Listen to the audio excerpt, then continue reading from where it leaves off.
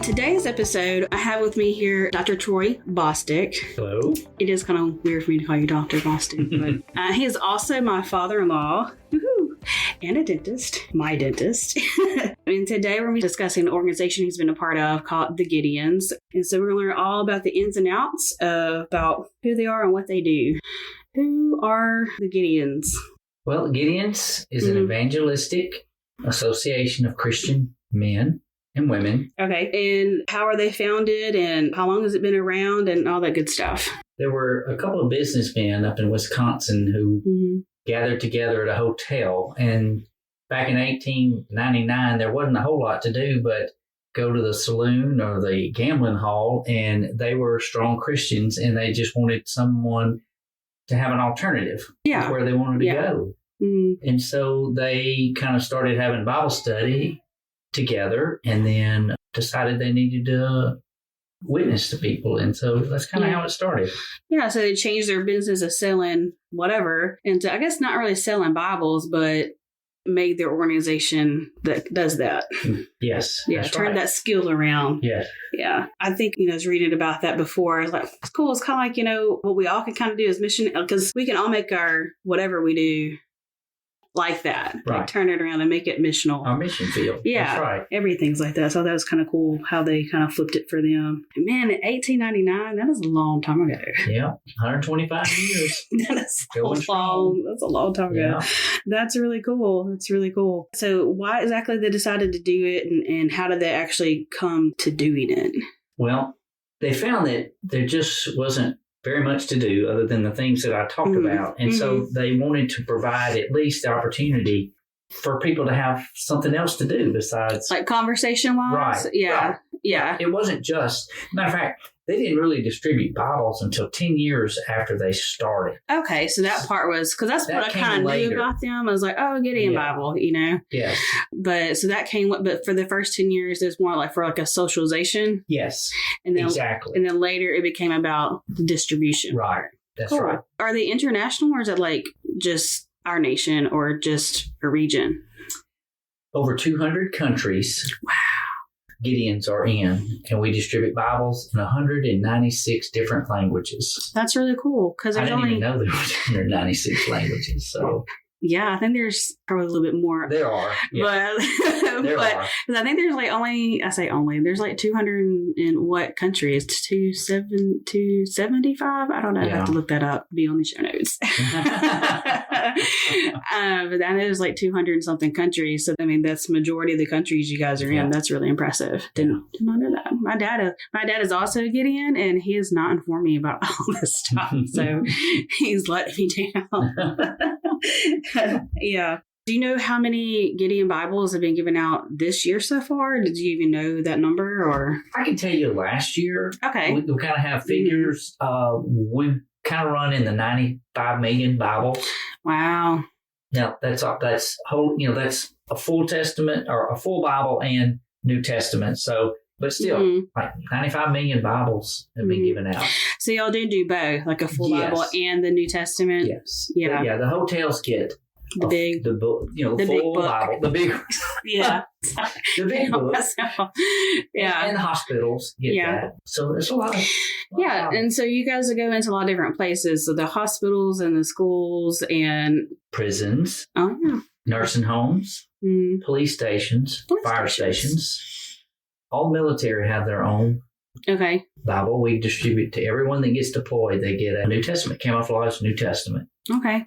Yeah. And aren't they color-coded? Like a different, is that part of how, which ones go where is the different colors they are? Ma'am. Yeah, exactly. The brown ones are for us to just give out on the street. The little brown ones. The blue ones are Spanish New Testaments. Okay.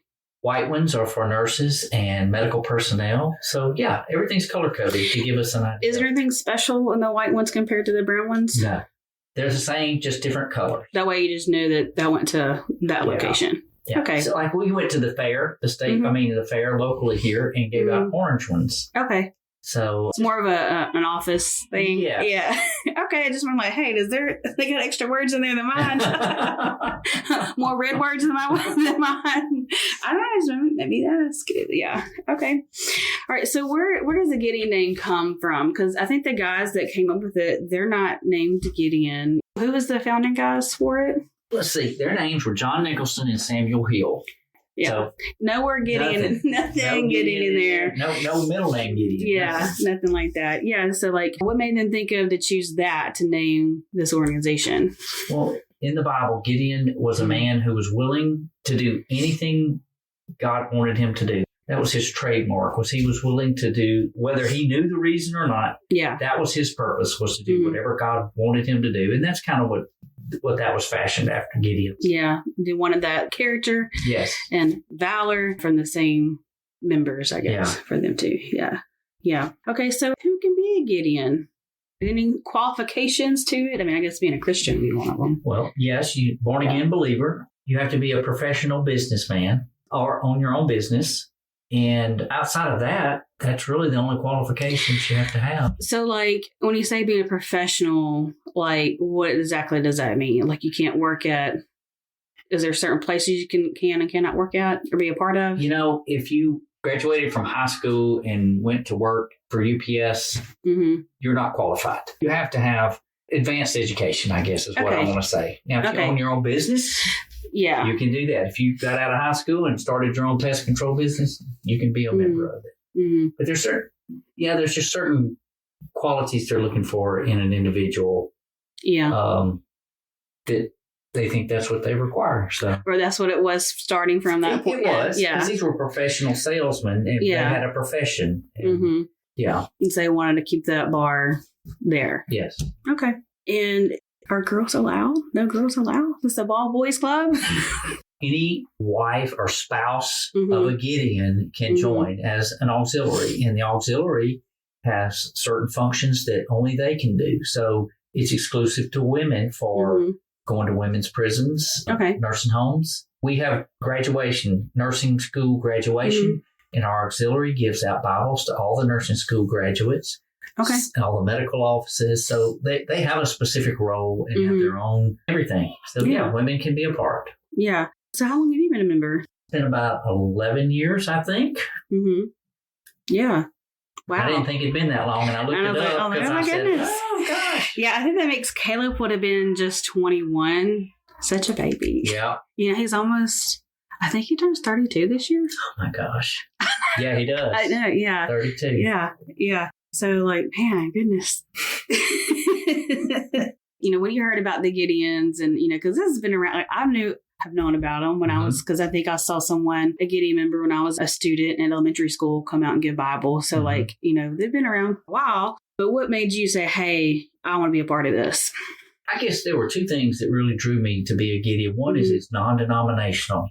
We have Methodists, we've got Baptists, we've got non-denominational people that are part of the group. It's really good because it doesn't exclude anyone that's a Christian. Second thing is any money that's given to the Gideons, all that money goes to printing Bibles and distributing. There is no overhead. In other words, no administrative cost comes out of, if somebody gives $10, all $10 goes straight to printing the Bibles and putting them in people's hands. And you don't pay for the president of the Gideons to have a rental car or stay in a hotel room. All that's covered by the Gideons themselves. So to me, that was attractive because I know there's organizations out there that 85% of what you give goes to overhead costs. Yeah. And just doesn't go to the actual cause. Thing. You're like, oh man, we could be doing so much more. Yeah. So that was a big draw for me. Yeah. Okay. And so once you're a member, you're in the club. It's not a club. Dues. Okay. What are the dues? It's like $65 a year. Okay. Yeah. No different than other things you do. Yeah. It's really not that much. But once you're in, what is the expectations? What are some things you're able to do? You said the girls have one job. What do other people get to do? Okay. That's another thing that I didn't know about the Gideons that I find attractive now that I've been in it. Is there's so many things you can do in the Gideon organization if you want to be involved. You can be just as involved as you want, or you can be just as not involved. Okay. One of the things we do is we go into different churches and we give a report. And so if you take the training to be a speaker, you can go and speak in churches. And so that's something that if you feel gifted in speaking and want to do that, you can do that. If you say, that's the last thing I want to do is stand up in front of a bunch of people and speak, there are a lot of other things you can do as a Gideon. You can organize the speaking. Yeah, which that is a lot. It is a lot. Scheduling is it's a big deal. It's tough. I know about that.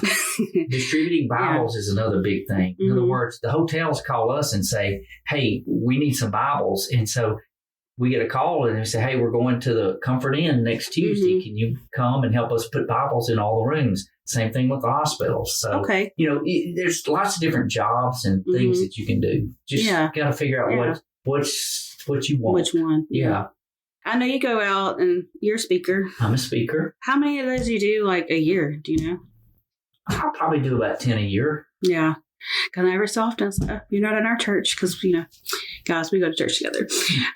And I was like, oh, he's at a Gideon church. That's what, even though it's not a Gideon church, but which just means you're out speaking that day about message and whatnot. So I just wondered like, how many a year? So which is not too terrible, 10. Yeah. We got 52 weeks in a year, so it's only like a smidge of that. Yeah, that's not too bad. And so I think they have like, what's it called? Like a Gideon card is a thing y'all have too. That's another thing. Yeah. So what is that? The Gideon card program, we have every church that we are part of, we have a rack of cards, and they are in memory cards, in recognition cards, thinking of you cards, and they're free. You can take this card just like you buy at Dollar General or Walgreens or CVS. It's cards that you would send someone. And when you do, you give money to the Gideons and they put Bibles in those people's names. I think I have heard, because I think my dad has started like advocating for that because, certain people that pass away, he's like, hey guys, we can do this. So I think I have heard a little bit about that. Yeah, which is real neat. Not that I don't think flowers are great, but it's a really good way to spend $25 in somebody's memory, and you can put 5 hotel Bibles in somebody's memory, and it'll be inside that Bible. It'll say these Bibles were given in memory of whoever. Oh, yeah, that is really nice. Yeah. So it's $25 for 5 Bibles. Each Bible is $5. Each complete Old and New Testament is $5, and the little personal witnessing testimony is $1.30. So what do you mean by the little bitty New Testament is 30 cents, $1.30 to print it. And so if you gave $13, you're buying 10 little New Testaments to give out. Oh, wow. That's really cool. Yeah. So that can go a long ways. It can. Yeah, that's really neat. Very cool. So how often do you guys meet? I ask this because my mom makes jokes about my dad. Because I know they have some like dinner meetings at times. And I don't know the whole story, so I'm trying to get the facts from you. Okay. So how often do they meet? Is this a monthly, weekly, quarterly? What kind of commitment is just the meetings part? And is that mandatory or is it just, highly encouraged? It's highly encouraged. That's a very good word to say, highly encouraged. We meet once a month as a group on a Thursday night. Okay. And it's usually 2 hours. It is at, a restaurant, and we have a meeting. That's where the jokes come in. Yeah, I'm sure. Food, it's the food part. Food. But every Saturday morning, we have a prayer meeting, 30 minutes, starting at 7 o'clock in the morning. So you can go every Saturday, and you can go every Thursday night, or you can show up twice in a year. Or you can be there in spirit. That's right. So, I'm going to pray at my house, but I'm praying for y'all. That's right. Yeah. It's just a time to focus on praying for our missionaries, for our Gideon workers, and anyway.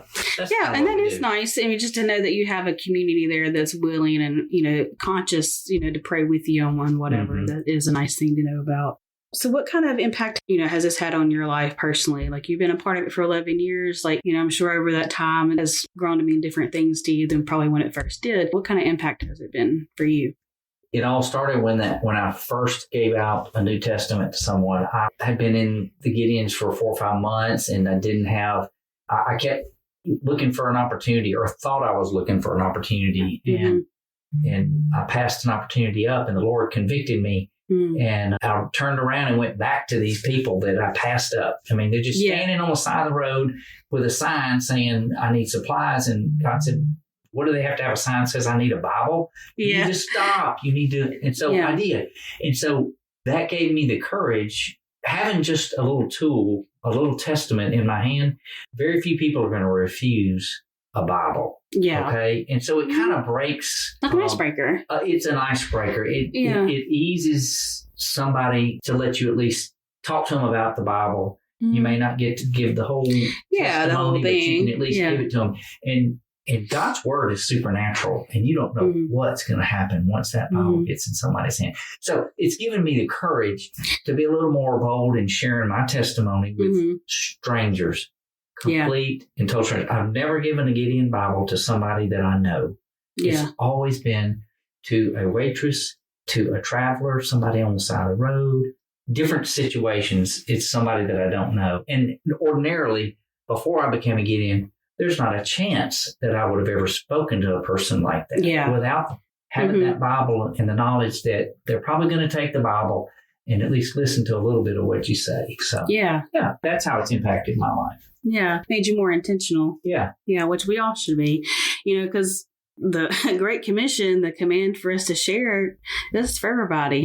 It's not discriminating of age or gender or anything. So why should the next generation or just anybody want to join the Gideons, and the younger folks, why should they want to be a part of this?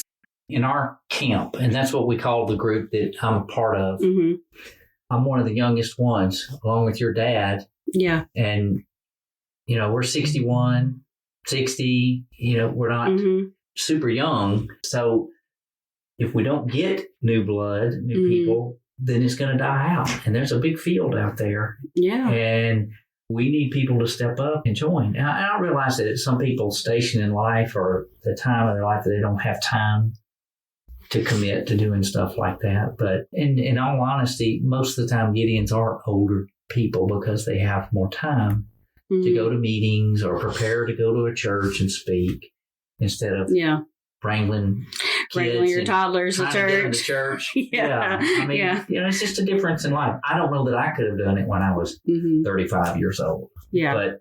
But later in life, I had time to do it. So it's going to die out if we don't get new members. Yeah, that'd be a tragedy. Yeah, it would be. It would be, yeah. If someone was interested, like, I want to keep it going, how could they figure out how to join? How could they be part of the club? The Christian club. Most of the time, if you want to be part of the Christian club, your pastor will know how to do it, because we ask preachers to recommend people. Okay. And that's where we get a lot of our members, is from pastors who say, hey, look, these three guys, they would be good candidates for Gideons. And then we speak to them, or we'll contact them and we'll say, hey, your pastor thinks you would be a good Gideon. So, so what do you think about this? Yeah, that's really cool. And is there like is there like a website or something they can go to as well? Do y'all have one? We do. Called Gideon Connection. And you can go to GideonConnection.com and find out a lot of information about a lot Gideons. More fun facts about the Gideons. FAQs and everything. Yeah, very cool. Well, this has been a really fun conversation. I got to learn more about you and my dad a little bit. I have more ammunition for him. So I've enjoyed this and learning more about that. And thank you for coming out here and sharing. Sure. Been a pleasure. Thank you. I have to say, too, I think it's interesting that just talking about how, just having the Bible in your hand is a tool to help you give the courage to share. Because, honestly, for me and my podcast, this is kind of part of that. What I hope it is for others as well. Because I've found that the more you get in practice of just sharing your story or sharing the actual gospel story, because those are two separate things. Yeah. What happened to you and then the actual story of the gospel are two separate stories. But once you know both of them and practice saying what they are, it's really not that hard to do to a stranger. Right. So just giving you that courage. So I connect with you on that. So thank you for sharing that. My name is Troy, and this is my story of the middle. And I'm your host, Brandy Bostick, and you've been listening to the Up for the Muck podcast. If you'd like some merch or just some extra content, you can check out my Patreon account in the show notes below. Psalm 40, verse 2. He brought me up from a desolate pit, out of the muddy clay, and he set my feet on the rock, making my steps secure.